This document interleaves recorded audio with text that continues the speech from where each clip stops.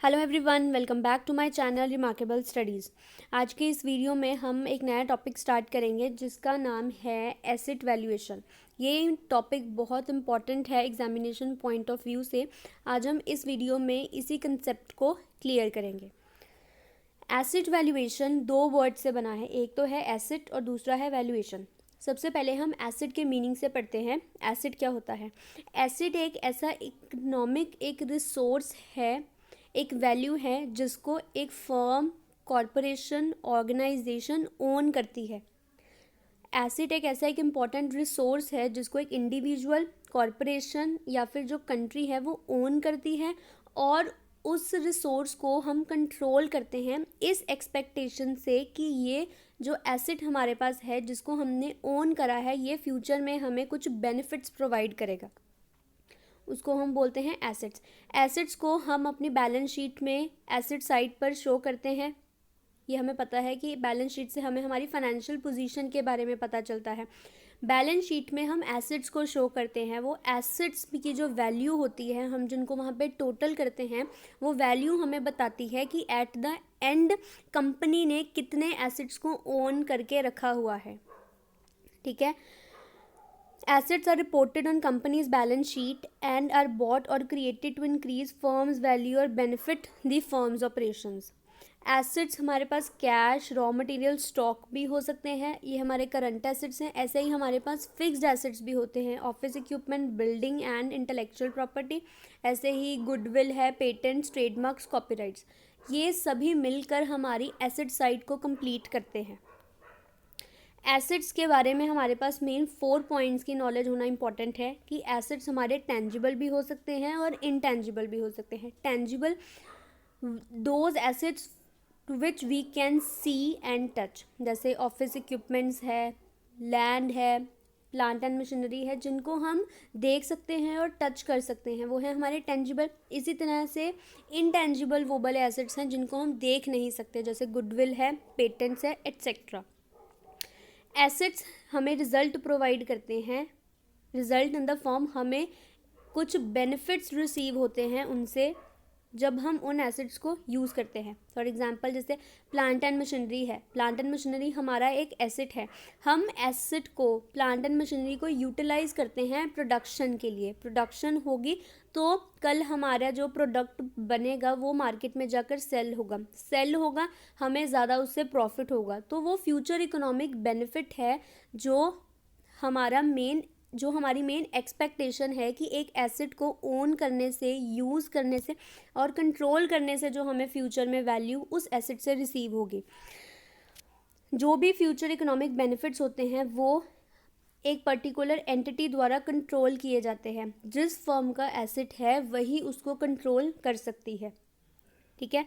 जो future economic benefits होते हैं वो हमें पास्ट ट्रांजैक्शंस के बेसिस पर रिसीव होते हैं। जैसे मैंने पास्ट में ट्रांजैक्शन, मैंने जैसे प्रोडक्शन करी थी, मैंने वो गुड्स को सेल कर दिया, ठीक है, क्रेडिट पर सेल करा। पेमेंट तो मुझे फ्यूचर में रिसीव होनी है, ट्रांजैक्शन वो पास्ट में हो चुकी है।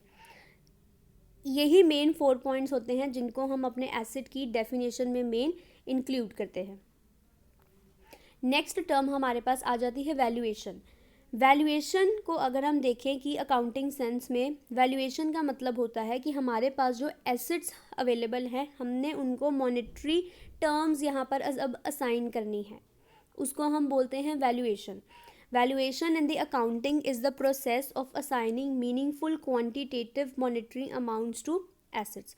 जब हम एसेट्स और वैल्यूएशन दोनों को क्लब कर देंगे तो वहाँ पर वो हमारा बनता है कि हमने अपने एसेट्स को एट द एंड कुछ मॉनेटरी वैल्यूज़ असाइन करनी है, फिर हमने उनको अपनी फाइनेंशियल स्टेटमेंट्स में रिकॉर्ड करना है। इसको हम बोलते हैं asset valuation. Asset valuation allows you to calculate a company's net worth by adding up the current value of its assets less value of its liabilities.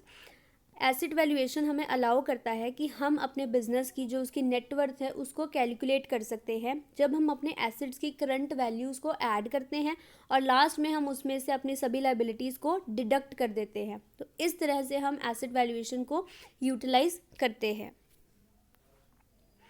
Asset valuation जो हमारे पास क्राइटेरिया है, ये एक मेथड है अपने एलिमेंट्स को financial statements में रिकॉर्ड करने के लिए।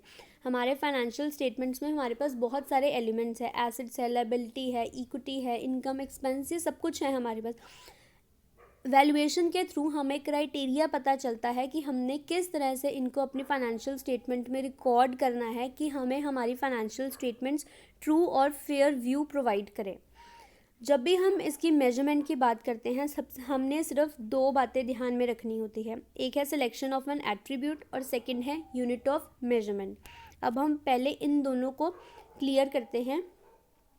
फर्स्ट है हमारे पास selection of an attribute. Selection of attribute का मतलब है कि हमने पहले कोई एक बेसिक क्राइटेरिया अडॉप्ट करना है कि हमने हमारे जो एलिमेंट्स हैं फाइनेंशियल स्टेटमेंट्स के, उनको मेजर किस तरह से करना है। सबसे पहले हम इस एट्रीब्यूट में इसको सिलेक्ट करते हैं।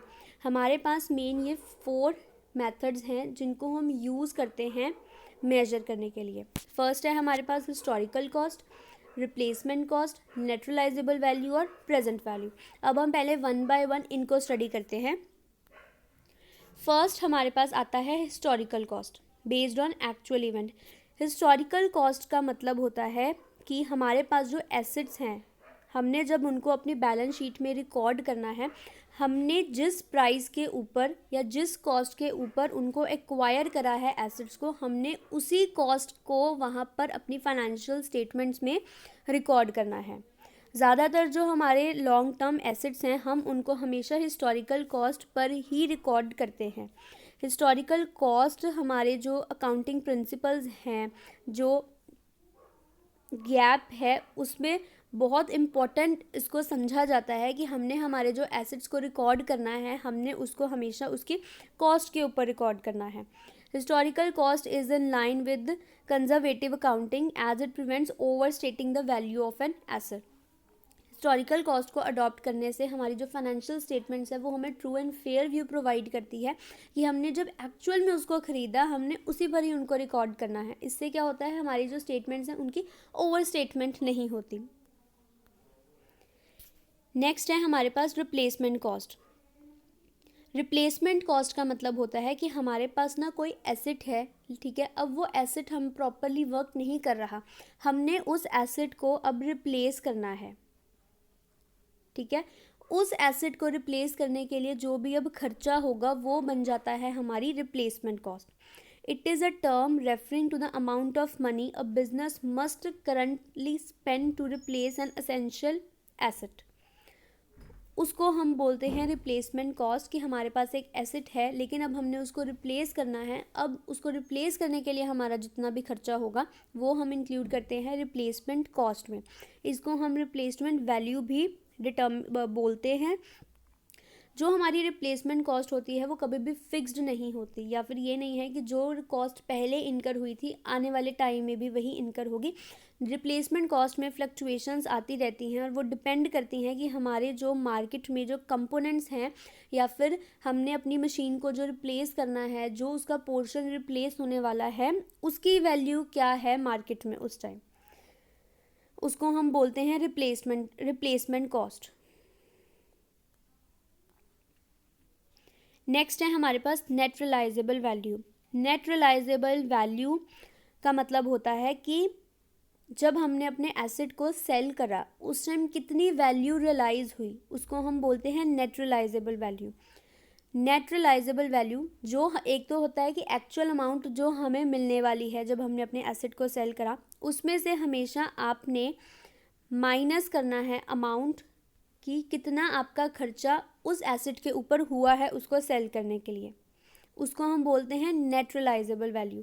एक तो इसमें होता है कि नेट रियलाइजेबल वैल्यू कि वो वैल्यू जो अब हमें रियलाइज़ होगी जब हमने अपने एसेट को सेल करा, ठीक है। एक तो वो रियलाइज्ड अमाउंट है, उसमें से हम अमाउंट डिडक्ट कर देंगे जो हमारा खर्चा उसको सेल करने के लिए होगा, उसको हम बोलते हैं net realisable value. Net realisable value है जो हमारा ये मेथड है, इसको हम गैप और IFRS दोनों में ही यूज़ करते हैं। ये बहुत ही एक एप्रोप्रिएट मेथड है ये डिसाइड करने का कि हमें एक एसेट के ऊपर कितनी अमाउंट रियलाइज हो रही है, उसमें से उसके जो खर्चे होंगे उसको सेल करने के लिए जो हमारे इनकर हुए हैं एक्सपेंसेस, उनको हम हमेशा डिडक्ट कर देते हैं।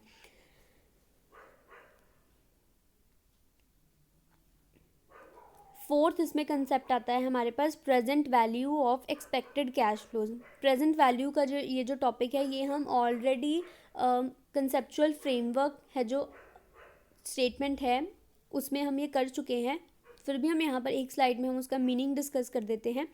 Present value is the current value of a future sum of money और stream of cash flows given a specified rate of return. Present value का मतलब होता है कि फ्यूचर में अगर मैं कोई वैल्यू चाहती हूँ कि मुझे वो रिसीव हो, तो उस वैल्यू की आज करंट में क्या वैल्यू है। फॉर एग्जांपल मैं चाहती हूँ कि मुझे फ्यूचर में 1100 रुपीज़ रिसीव हो, ठीक है, और वो जो 1100 मुझे रिसीव होगा ना, वो मुझे 10% इंटरेस्ट से मिलेगा एट द एंड। इसका मतलब जब मैं प्रेजेंट में 1000 रुपीज़ को इन्वेस्ट करूँगी, तब जब उसके ऊपर 10% इंटरेस्ट चार्ज होगा, फिर मुझे at the end rupees 1100 receive होगा। ये जो रुपीज़ 1000 है यहाँ पर, ये होगा मेरा प्रेजेंट वैल्यू। इसीलिए बोलते हैं कि प्रेजेंट वैल्यू का मतलब होता है कि फ्यूचर में मुझे जो वैल्यू रिसीव होगी उसकी करंट में वैल्यू क्या है, उसको हम बोलते हैं प्रेजेंट वैल्यू। अगर मैं कहूँ कि मेरे पास एक प्रॉपर्टी है, उसकी कॉस्ट है 5 लाख, ठीक है, उसकी कॉस्ट है 5 लाख। अगर मैं कहूँ कि मैं उसके ऊपर कोई भी प्रेजेंट वैल्यू का मेथड यूज़ नहीं करती, इसका मतलब आने वाले टाइम में चाहे मैं 1 साल के बाद देखूं या फिर 5 साल के बाद देखूं, उस प्रॉपर्टी की वैल्यू 5 लाख ही रहेगी, ठीक है। लेकिन प्रेजेंट वैल्यू में क्या होता है कि हम एक इंटरेस्ट के ऊपर अपनी अमाउंट चार्ज करते हैं, फिर हम देखते हैं एट द एंड हमें फ्यूचर में कितनी अमाउंट रिसीव हुई। प्रेजेंट वैल्यू हमेशा एक इंटरेस्ट रेट इन्वेस्टमेंट के ऊपर चार्ज करती है जो हमें अर्न होता है। अगर मैं चाहती हूँ कि मुझे फ्यूचर में 1100 रिसीव हो और अगर मैं उसको 10% पर इन्वेस्ट करूँगी, तब मुझे देखना होगा कि मुझे प्रेजेंट में उस 1100 को अर्न करने के लिए कितनी अमाउंट इन्वेस्ट करनी पड़ेगी। ये जो 1000 है यहाँ पर, ये मेरा बन जाएगा प्रेजेंट वैल्यू। नेक्स्ट पॉइंट है हमारा इसमें जो है हमारा unit of measurement. Unit of measurement का मतलब है कि हमने अब अपनी फाइनेंशियल स्टेटमेंट्स को प्रिपेयर करा, हमने यहाँ पर देखा कि किस करेंसी में हमने उनको मेजर करना है। हमें पता है कि हम इंडिया में हैं, हम अपनी फाइनेंशियल स्टेटमेंट्स प्रिपेयर करते हैं और हम अपनी फाइनेंशियल स्टेटमेंट्स को हमेशा रुपीज़ में कैलकुलेट करते हैं। जितनी भी हमारे पास अमाउंट्स आती हैं हम हमेशा उनको रुपीज़ से डिनोट करते हैं। यही है हमारा unit of measurement. Unit of measurement को हम डिफ़ाइन करते हैं कि हमारी जो फाइनेंशियल अकाउंटिंग है, जो हमने स्टेटमेंट्स प्रिपेयर करी हैं, हमने उसमें कौन सा मॉनेटरी यूनिट जो है उसको यूज़ करा है। यूनिट ऑफ मेजर जो है ये कंसेप्ट है जिसको हमने अपने अकाउंटिंग में जब हम बेसिक स्टार्ट करते हैं +1 में, हमने उसमें ये पढ़ा हुआ है कि हमने जो भी ट्रांजैक्शंस अपने बिजनेस की रिकॉर्ड करनी है वो हमेशा एक ही करेंसी में होनी चाहिए। सेम करेंसी हमने अडॉप्ट करनी है अपनी सभी ट्रांजैक्शंस को रिकॉर्ड करने के लिए, जिससे हमारी जो फाइनेंशियल स्टेटमेंट्स हैं उनमें एक कंसिस्टेंसी बनी रहे, कंपेरेबिलिटी का फैक्टर हमेशा अवेलेबल हो। इसीलिए हम हमेशा अपनी फाइनेंशियल स्टेटमेंट्स को एक ही करेंसी में रिकॉर्ड करते हैं। अगर तो कोई भी मतलब कुछ अब ऐसी ट्रांजैक्शंस भी होती हैं जो हम क्रॉस द बॉर्डर ट्रांजैक्शंस करते हैं। अब दूसरी कंट्री में हमारी इंडियन रुपी नहीं है, वहाँ पर उनकी अपनी करेंसी है, तो ऐसी सिचुएशन में जो हमारी होम करेंसी होगी, हमने सबसे पहले उस फॉरेन करेंसी को अपनी होम करेंसी में कन्वर्ट करना है, जो भी एक्सचेंज रेट अवेलेबल होगा उसके अकॉर्डिंग। फिर होम करेंसी की जो वैल्यू बनेगी, चाहे वो वैल्यू डिक्रीज़ हो जाए या फिर वो वैल्यू इंक्रीज़ हो जाए, हमने वो वैल्यू फाइनल वैल्यू को अपनी फाइनेंशियल स्टेटमेंट्स में रिकॉर्ड करना है। यही पॉइंट है यूनिट ऑफ मेजरमेंट का। नेक्स्ट है हमारे पास criteria for the valuation of various assets. हम यहाँ पर टॉपिक कर रहे हैं अपना एसेट वैल्यूएशन, ठीक है। अब हमारे पास मेन 3 तरह के एसेट्स अवेलेबल हैं जिनको हम रिकॉर्ड करते हैं, ठीक है। हमारे पास बेसिक 3 तरह के अवेलेबल हैं assets, fixed assets, long term investments और करंट एसेट्स। इन तीनों को वैल्यू करने का अलग क्राइटेरिया अडॉप्ट होता है। फिक्स्ड एसेट्स के लिए अलग क्राइटेरिया है, लॉन्ग टर्म इन्वेस्टमेंट के लिए अलग है और करंट एसेट्स के लिए अलग है। अब हम 1 बाय 1 उस क्राइटेरिया को पढ़ेंगे। फर्स्ट हमारे पास आ जाते हैं फिक्स्ड एसेट्स। फिक्स्ड एसेट्स हम सबको पता है, नेम से ही क्लियर है। फिक्स्ड एसेट्स वो वाले एसेट्स होते हैं एक बिजनेस के, जिनका मतलब होता है कि हमारी कोई भी इंटेंशन नहीं है कि हम फ्यूचर में इस एसेट्स को सेल करेंगे। हम इन एसेट्स को यूज़ करते हैं जो भी गुड्स या सर्विस हम जिनकी प्रोडक्शन करना चाहते हैं या फिर जो सर्विसेज हम प्रोवाइड करना चाहते हैं, उनकी फुलफिलमेंट के लिए हम फिक्स्ड एसेट्स को यूज़ करते हैं। हमारा जो बिज़नेस है, जो उसके ऑपरेशंस हैं, वो इन एसेट्स के थ्रू रन होंगे और हमारी कोई भी ऐसी इंटेंशन नहीं है कि हम इन एसेट्स को फ्यूचर में आगे जाकर सेल करेंगे। फिक्स्ड एसेट्स को हम एक्वायर करते हैं और उनको हेल्ड करते हैं परमानेंट नेचर के पॉइंट ऑफ व्यू से, कि ये परमानेंट नेचर के हैं, ये परमानेंट हमारे बिजनेस में रहेंगे और ये हमारे जो प्रॉफिट्स हमने अर्न करने हैं उनको अर्न करने में भी ये हमारे हेल्प करेंगे। फिक्स्ड एसेट्स हैं हमारे पास land and building, plant and machinery and furniture and fixtures. हमेशा आपने ये ध्यान रखना है कि आपको लैंड और बिल्डिंग किस तरह से दिया हुआ है। अगर तो आपको लैंड एंड बिल्डिंग इकट्ठा दिया है then there will be no problem, ठीक है। लेकिन अगर आपको हमें सिर्फ लैंड गिवन है अकेला, साथ में बिल्डिंग मेंशन नहीं है, इसका मतलब अब लैंड के लिए यहाँ पर एक अलग फॉर्मेट अडॉप्ट होगा। जो अगर तो आपके पास अकेला लैंड लिखा हो, इसका मतलब अब उसकी वैल्यूएशन दूसरे फिक्स्ड एसेट से अलग तरह से होगी। लैंड हमारा एक एक्सेप्शन केस में चला जाता है, हमेशा आपने इस बात का ध्यान रखना है। हम आगे पढ़ेंगे एक्सेप्शन क्या है इसकी। लैंड एंड बिल्डिंग अगर तो एक साथ लिखा हुआ है तो नो प्रॉब्लम, अगर लैंड अकेला लिखा हुआ है तो उसकी वैल्यूएशन हम अलग तरीके से करते हैं। अब पॉइंट आता है need for the valuation of fixed assets. Fixed assets को वैल्यू करने की नीड ही क्यों अराइज हुई। फिक्स्ड एसेट्स को वैल्यू करना बहुत इम्पॉर्टेंट होता है हमारे प्रॉफिट एंड लॉस अकाउंट के लिए और हमारी फाइनेंशियल पोजीशन के लिए। प्रॉफिट एंड लॉस अकाउंट हमको पता है कि हम अपने प्रॉफिट और लॉस को, नेट प्रॉफिट और नेट लॉस को सर्टन करने के लिए प्रिपेयर करते हैं। ऐसे ही फाइनेंशियल पोजीशन को जानने के लिए हम अपनी बैलेंस शीट को प्रिपेयर करते हैं। अब बैलेंस शीट में भी हमने अपने एसेट्स को शो करना है तो इसका मतलब बैलेंस शीट पर भी उसका अफेक्ट आएगा। और हमारे पास जो एसेट्स होते हैं उनके रिगार्डिंग अगर कोई अफेक्ट है, जैसे हमने डेप्रिसिएशन चार्ज करी है, एप्रिशिएट हो गया है एसेट, या फिर हमने अपने एसेट को सेल करा है प्रॉफिट या लॉस पर, तो उसका ट्रीटमेंट हम हमेशा अपने प्रॉफिट एंड लॉस अकाउंट में शो करते हैं। इसीलिए प्रॉफिट एंड लॉस अकाउंट हमें प्रॉपर और राइट प्रॉफिट और लॉस के बारे में बताए, उसके लिए इम्पॉर्टेंट है कि हमने एसेट्स को प्रॉपरली वैल्यू करना है। जैसे कि मैंने आपको बताया कि अब हमारे जो एसेट्स होते हैं वो एप्रिशिएट भी हो सकते हैं और डेप्रीशिएट भी होते हैं। अगर तो वो डेप्रीशिएट होते हैं तो हम उनको as an expense debit side पर शो कर देते हैं, टू डेप्रीसिएशन। ऐसे ही अगर वो एप्रिशिएट होते हैं तो हम उनको क्रेडिट साइड पर शो कर देते हैं।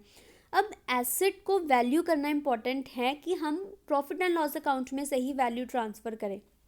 ऐसे ही अगर हमने अपने एसेट को सेल करा है तो उसका ट्रीटमेंट हम अपने प्रॉफिट एंड लॉस अकाउंट में शो करते हैं। अब उसका अफेक्ट क्या है, प्रॉफिट पर गया है या लॉस पर गया है, ये हमें तब पता चलेगा जब हम उनकी वैल्यूएशन करते हैं। इसीलिए प्रॉफिट एंड लॉस अकाउंट हमें true and fair view provide करे, इसके लिए इम्पॉर्टेंट है कि हम वैल्यूएशन को प्रॉपरली करें अपने फिक्स्ड एसेट्स की। नेक्स्ट आता है हमारे पास बैलेंस शीट। बैलेंस शीट हम सबको पता है कि हमें हमारी फाइनेंशियल पोजीशन के बारे में जानना है, इसीलिए हम अपने एसेट्स को वहाँ पर शो करते हैं कि एट द एंड हमने अपने कितने एसेट्स ओन करे हैं। अब हमारे पास बैलेंस शीट, अगर हम एसेट साइड की बात करें तो हमारे पास एसेट है, उसमें प्लांट एंड मशीनरी। वो प्लांट एंड मशीनरी में से हम हमेशा अपनी डेप्रिसिएशन को माइनस करके लिखते हैं, ठीक है। वो माइनस करने के बाद वाली जो अमाउंट होती है वो हमारी अब एक्चुअल अमाउंट है एट द एंड। इसका मतलब वो जो अमाउंट आई है वो वैल्यूएशन के बाद हमारे पास आई है। ऐसे ही हमारे पास डेटर्स होते हैं, डेटर्स हैं, डेटर्स में से हम सबसे पहले एक प्रोविज़न होती है हमने क्रिएट करी हुई, हम उसको माइनस करते हैं। फिर हम देखते हैं कि हमारे पास कितने डेटर्स अब बचते हैं। ठीक है। इसीलिए हमारी बैलेंस शीट हमें प्रॉपर इन्फॉर्मेशन प्रोवाइड करे। इसके लिए ये इम्पॉर्टेंट है कि हम अपने एसेट्स को प्रॉपरली वैल्यू करें पहले। नेक्स्ट पॉइंट आता है कि अब वैल्यूएशन हमने करनी है अपनी फिक्स्ड एसेट्स के लिए, उसके लिए हमारे पास कौन सा क्राइटेरिया अवेलेबल है। ठीक है, हम बेसिकली जब भी अपने एसेट्स को वैल्यू करते हैं, फिक्स्ड एसेट्स को, हम दो मेथड्स यूज़ करते हैं। एक है हमारे पास गोइंग कंसर्न और एक है हमारे पास जब company going concern concept use नहीं करती। अगर तो कंपनी ने गोइंग कंसर्न को यूज़ करा है तो ठीक है, उसकी वैल्यूएशन हो जाएगी। लेकिन अगर कंपनी ने गोइंग कंसर्न नहीं यूज़ करा, तब हमारे फिक्स्ड एसेट्स की वैल्यूएशन कैसे होगी। अब हम उनको स्टडी करेंगे। फर्स्ट आपको पता होना चाहिए कि गोइंग कंसर्न का मतलब क्या होता है। गोइंग कंसर्न हम ऑलरेडी अपने अकाउंटिंग कंसेप्ट्स में पढ़कर आए हैं। गोइंग कंसर्न का मतलब होता है कि एक कंपनी ने कहा कि उसके पास जितने भी रिसोर्सेज अवेलेबल हैं वो उन रिसोर्सेज से अपनी ऑपरेशन कैपेबिलिटीज़ को कंटिन्यू रखेगी, उसका बिजनेस रनिंग रहेगा। कोई भी एविडेंस हमारे पास ऐसे अवेलेबल नहीं है कि कंपनी आने वाले टाइम में बैंकरप्ट हो जाएगी, कंपनी लिक्विडेट कर जाएगी या फिर कंपनी शट डाउन हो जाएगी। गोइंग कंसर्न को हम यूज़ करते हैं कि कंपनी की जो वर्किंग कंडीशंस हैं वो ठीक हैं और वो कंपनी इनडेफिनेट पीरियड के लिए रन करती रहेंगी, कंपनी कभी भी अब बंद नहीं होगी, उसको हम बोलते हैं गोइंग कंसर्न। ज़्यादातर जो हम फाइनेंशियल स्टेटमेंट्स अपने प्रिपेयर करते हैं, हम हमेशा यही अजम्पशन लेकर चलते हैं कि हमारा जो बिज़नेस है वो गोइंग कंसर्न कंसेप्ट को फॉलो कर रहा है। फॉर एग्जाम्पल, अगर तो कंपनी गोइंग कंसर्न कंसेप्ट को यूज़ करती है, ठीक है, इसका मतलब वो जो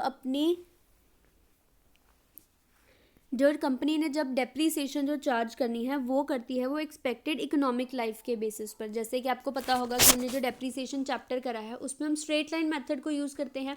उस मेथड के अकॉर्डिंग हम हमेशा एक्सपेक्टेड इकोनॉमिक लाइफ होती है जो फिक्स्ड एसेट्स की, उसके बेसिस पर डेप्रीसिएशन चार्ज करते हैं।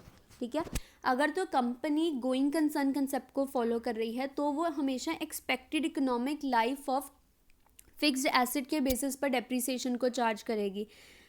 नहीं तो अगर वो गोइंग कंसर्न कंसेप्ट नहीं फॉलो करती, उस टाइम पर कंपनी उस एसेट की मार्केट वैल्यू को कंसिडर करेगी। हमेशा आपने ध्यान रखना है कि अगर तो कंपनी डेप्रीसिएशन को एक्सपेक्टेड लाइफ के ऊपर चार्ज करती है, इसका मतलब वो वहाँ पर गोइंग कंसर्न कंसेप्ट को यूज़ करती है। अगर तो कंपनी गोइंग कंसर्न कंसेप्ट को यूज़ कर रही है, वहाँ पर सबसे पहले फर्म क्या करेगी, जो भी फिक्स्ड एसेट्स उसके पास होंगे, जो भी उनकी एक्चुअल कॉस्ट होगी, उसमें से वो हमेशा डेप्रीसिएशन को पहले माइनस कर देंगे। ठीक है, डेप्रीसिएशन को हम माइनस कॉस्ट में से तब करेंगे जब हमें पता होगा कि बिजनेस जो है वो गोइंग कंसर्न कंसेप्ट को कंसिडर कर रहा है।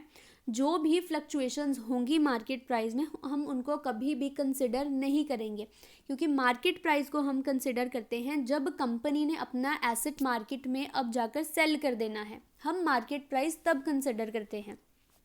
यहाँ पर हमने कोई भी मार्केट प्राइस कंसिडर नहीं करा, इसका मतलब कंपनी ने यहाँ पर गोइंग कंसर्न कंसेप्ट को यूज़ करा है। ठीक है, आपने ध्यान रखना है कि अगर तो कंपनी मार्केट प्राइस अडॉप्ट कर रही है, इसका मतलब फर्म लिक्विडेट होने वाली है, फर्म बैंकरप्ट हो जाएगी या फिर फर्म शट डाउन होने वाली है। हमेशा आपने इस बात का ध्यान रखना है। अब पॉइंट आता है, अभी तक हमने ये गोइंग कंसर्न पढ़ा कि हमने अपने फिक्स्ड एसेट जो उनकी कॉस्ट होगी उसमें से डेप्रीसिएशन को माइनस कर देना है। ठीक है, प्लांट एंड मशीनरी हो, लैंड एंड बिल्डिंग हो, इक्विपमेंट हो या फिर फर्नीचर एंड फिक्सचर्स है, कोई भी जो हमारे पास फिक्स्ड एसेट अवेलेबल है उसके लिए हम हमेशा इसी क्राइटेरिया को अडॉप्ट करेंगे कि कॉस्ट है उसमें से उसके डेप्रिसिएशन माइनस कर दो। ठीक है, लेकिन मैंने आपको पहले ही बताया कि आपके पास अगर अकेली लैंड गिवन है, ठीक है, वो हमारा एक्सेप्शन केस बन जाएगा।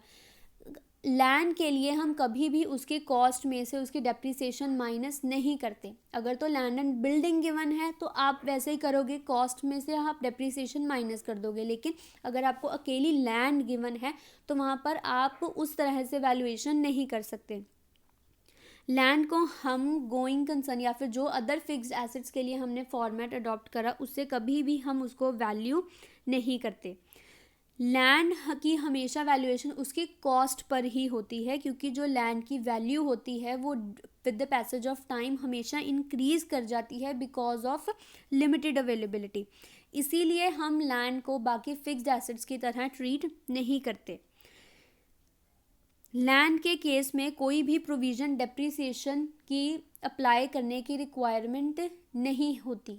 हमेशा आपने इस पॉइंट का भी ध्यान रखना है। अब आपको यहाँ पर एक पॉइंट स्टक करेगा आपके माइंड में, कॉस्ट कंसेप्ट को हमने अभी तक यहाँ पर इंक्लूड क्यों नहीं करा, क्योंकि हम अपनी फाइनेंशियल स्टेटमेंट्स को कॉस्ट बेसिस पर प्रिपेयर करते हैं। कॉस्ट प्रिंसिपल हमें बताता है कि हमारे पास जो भी एसेट्स, लायबिलिटीज़ या इक्विटीज़ हैं, हम उनको हमेशा उनकी ओरिजिनल कॉस्ट के ऊपर रिकॉर्ड करते हैं। हमने बोला कि हम उसको कॉस्ट कर रहे हैं ओरिजिनल कॉस्ट पर, लेकिन साथ ही में हम उसके लिए गोइंग कंसर्न कंसेप्ट भी यूज़ करते हैं। एसेट्स हैं जो हमारे, जब हम उनको हमेशा हमने उनको उनकी कॉस्ट के ऊपर रिकॉर्ड करना है, चाहे वो हमारा नया एसेट है या फिर जितनी भी उसकी लाइफ हो गई है, हमेशा उसको हमने रिकॉर्ड उसकी कॉस्ट वैल्यू पर ही करना है। यहाँ पर अब दोनों में एक डिफरेंस देखते हैं, गोइंग कंसर्न और कॉस्ट कंसेप्ट। दोनों कंसेप्ट्स इंटरलिंक्ड हैं हमारे फाइनेंशियल स्टेटमेंट्स में। जब हम अपनी फाइनेंशियल स्टेटमेंट्स प्रिपेयर करते हैं, दोनों को इक्वल इम्पोर्टेंस वहाँ पर प्रोवाइड करी जाती है। Both the concepts are interlinked. जब भी हम उनकी वैल्यूएशन करते हैं अपने फिक्स्ड एसेट्स की, जब हम वैल्यूएशन करते हैं हम एज्यूम करते हैं कि बिजनेस गोइंग कंसर्न है, ठीक है। इसीलिए हम अपने एसेट्स को हमेशा उनके कॉस्ट प्राइस के ऊपर ही रिकॉर्ड करेंगे। जो प्राइस हमने उनकी परचेज के टाइम पे करा होगा, उसी प्राइस के ऊपर हमने अपने एसेट्स को रिकॉर्ड करना है। लेकिन डेप्रीसिएशन को चार्ज करने से जो हमारे एसेट्स होते हैं, उनकी जो वैल्यू होती है उसमें रिडक्शन आनी शुरू हो जाती है, वैल्यू रिड्यूस होनी शुरू हो जाती है। मेन पर्पस इसका ये होता है कि कोई भी पर्सन इसमें अपने बायसनेस इंक्लूड नहीं कर सकता इन स्टेटमेंट्स को प्रिपेयर करने के लिए। कॉस्ट है, उसमें से डेप्रीसिएशन माइनस होगी, ठीक है। एक तो हमने इसको गोइंग कंसर्न के लिए यूज़ करा, एक और ये कि हमने कॉस्ट को ही रिकॉर्ड करना है अपनी फाइनेंशियल स्टेटमेंट्स के लिए। नेक्स्ट पॉइंट आता है अब हमारा, हमने अभी तक पढ़ा कि हम या तो कंपनी गोइंग कंसर्न को यूज़ कर रही है। अब है कि जब कंपनी गोइंग कंसर्न कंसेप्ट को यूज़ नहीं कर रही, उस टाइम पर वैल्यूएशन हमारे फिक्स्ड एसेट्स की किस तरह से होगी। अगर कंपनी गोइंग कंसर्न को नहीं फॉलो करती, इसका मतलब फ्यूचर में अब ये बहुत ज़्यादा चांसेस हैं सिचुएशन अकर होने के कि कुछ रीजंस के कारण अब जो कंपनी है वो शट डाउन हो जाएगी। उस सारे एसेट्स जो हैं अब हमारे लिक्विडेट होने वाले हैं। इसीलिए ऐसी सिचुएशन में हम कभी भी कॉस्ट को कंसिडर नहीं करते, ना ही हम कॉस्ट में से डेप्रिसिएशन को कभी माइनस करते हैं। अगर तो हम गोइंग कंसर्न यूज़ नहीं कर रहे, इसका मतलब कि कंपनी शट डाउन होने वाली है, कंपनी बंद होने वाली है, उस टाइम पर हम उन एसेट्स की जो करंट रिलाइजेबल वैल्यू होती हैं उनको कंसिडर करते हैं। ध्यान रखना है आपने, गोइंग कंसर्न है तो कॉस्ट लेस डेप्रिसिएशन अडॉप्ट करना है। अगर गोइंग कंसर्न को फॉलो नहीं करा है तो हमने वहाँ पर करंट रिलाइजेबल वैल्यू को कंसिडर करना होता है। यही मेन डिफरेंस है कि अगर हम गोइंग कंसर्न यूज़ करते हैं तब किस तरह से वैल्यूएशन करनी है, अगर हम गोइंग कंसर्न नहीं यूज़ करते तब किस तरह से हमने वैल्यूएशन करनी है। आई होप आपको यहाँ तक क्लियर होगा कि हमने एसेट वैल्यूएशन का मीनिंग क्या समझा है, कौन से 4 एट्रीब्यूट्स हैं हमारे पास, यूनिट ऑफ मेजरमेंट क्या है, और हम फिक्स्ड एसेट्स को मेजर किस तरह से करते हैं। नेक्स्ट वीडियो में हम डिस्कस करेंगे कि लॉन्ग टर्म इन्वेस्टमेंट्स क्या हैं, करंट एसेट्स क्या हैं, और हम लॉन्ग टर्म इन्वेस्टमेंट्स और करंट एसेट्स को किस तरह से वैल्यू करते हैं, वो हम देखेंगे अपनी नेक्स्ट वीडियो में। अगर आपने अभी तक चैनल सब्सक्राइब नहीं करा है तो इसको सब्सक्राइब करें, वीडियो को लाइक और शेयर भी ज़रूर करें, और मुझे कमेंट सेक्शन में ज़रूर बताना कि आपको ये वीडियो कैसी लगी।